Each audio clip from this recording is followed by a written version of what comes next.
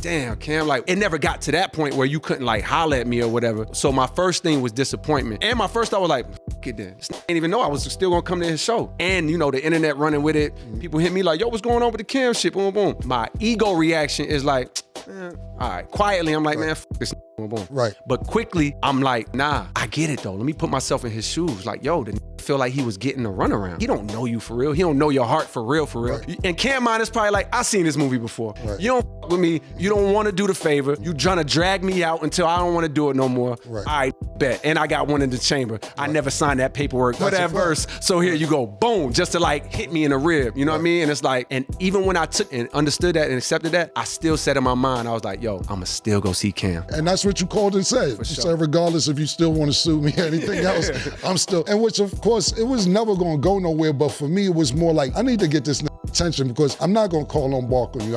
We got a cool relationship. We never been there. It ain't like we've been to club together. We don't know each other to scream and yell at each other, no shit like that. You're a great, great lyricist. I'm like, let me get a verse. Matter of fact, the verse, let me get the interview. Yo, to me, when I looked at it and I looked at the time, like I just looked at the years because it was turning into years. Facts. And I'm like, yo, more of the story is I get it and thank you for being here, bro. And thank you for having me. That shit was never gonna go nowhere as far as the lawsuit anyway. It's just like, I need to get this attention because I did feel like I did a couple things for you like that because I respect your craft and what you do. Thank you. You know what I'm saying? So, and I appreciate you. I'm glad we here, man. Me too, man. I'm glad we here, bro. And like I said, that shit wasn't never about nothing. It was more like, yo, bro, I did this shit for the.